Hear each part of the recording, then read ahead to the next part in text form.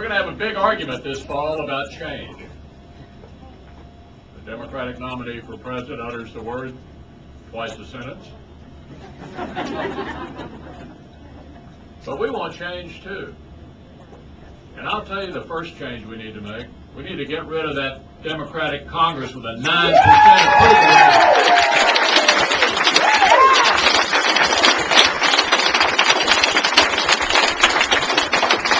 This has been the least accomplished, almost worthless Congress in modern times. Let me just roll back the clock here just for a year and a half.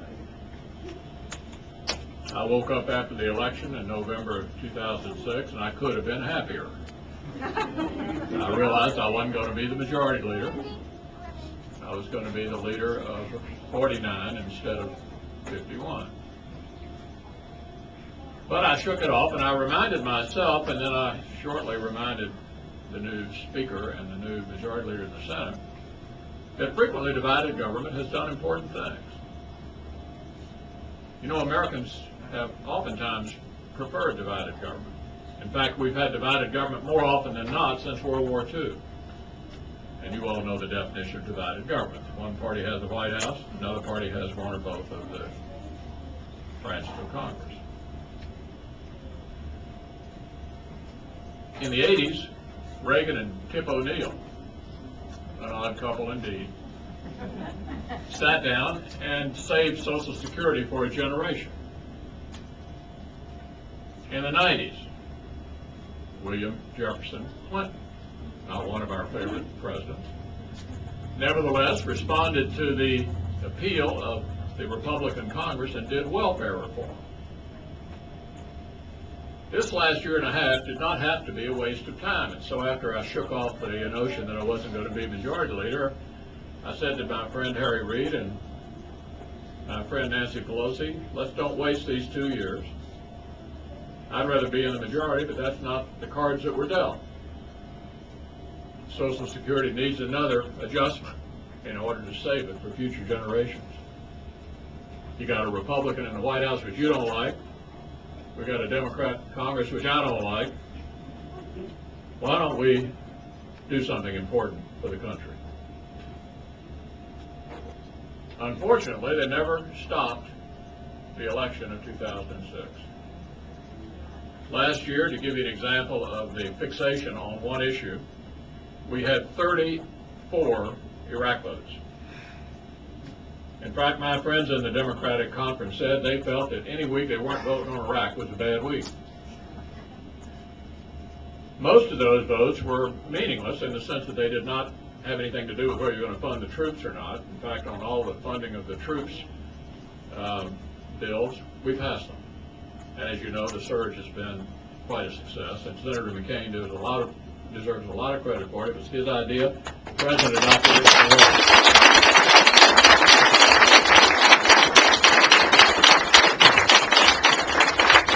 But my larger point is, we've had an election every 2 years, right on time, since 1788.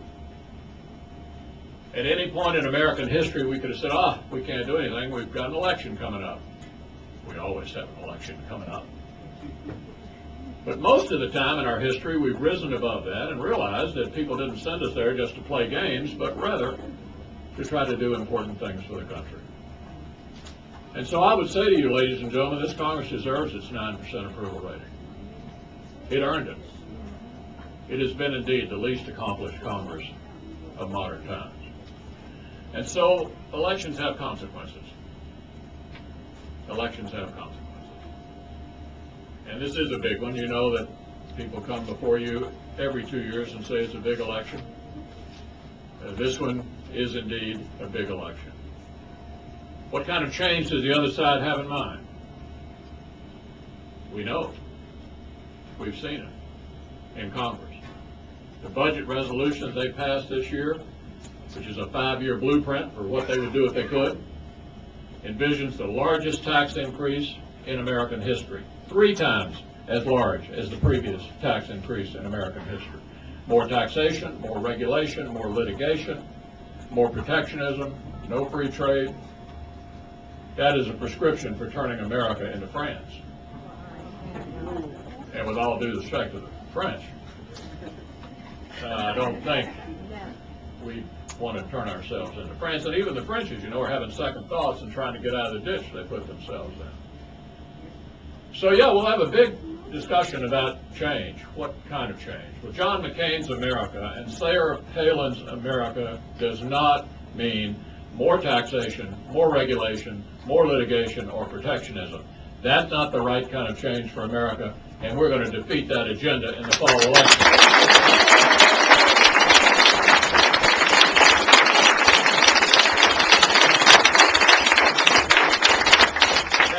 I wish I could tell you that you're looking at somebody who's going to be the majority leader soon, but candidly, the odds are pretty long against that. I've got 23 of my members up, and they've only got 12 of theirs. That's the bad news. But the good news is the United States Senate is the only legislative body in the world where a majority is not enough. It takes 60 votes to do most things in the Senate, and that's why, as you watch the Senate over the years, it is very, very different from the House. In the House, the majority rules. In the Senate, things get done on a bipartisan basis, if they're done at all, because a majority is not enough. Senator Reid is the leader of 51. I'm the leader of 49. Even if you're only modestly proficient at math, you can figure this out.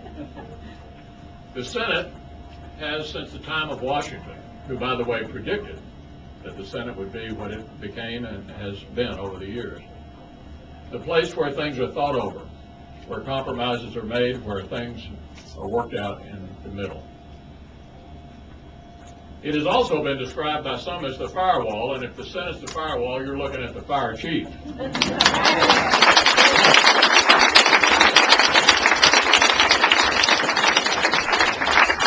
I'm hoping to have enough firemen and firewomen in my company next year to work out compromises in the political middle for the best of America. A firewall to prevent higher taxes, more regulation, more litigation, and more protectionism. A firewall to prevent getting rid of the secret ballot in labor union elections, something 80% of union members think is a bad idea.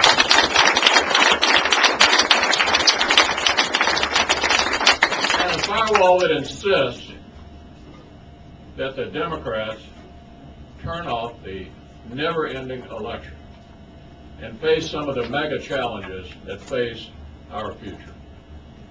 We need to fix Social Security. We need to fix Medicare. We have very large unfunded liabilities that can ruin this country for the next generation and for the generation after that. We have a responsibility to the voters who sent us to Washington to turn the election off after November 4th and do important things for America. And I intend to be a part of that.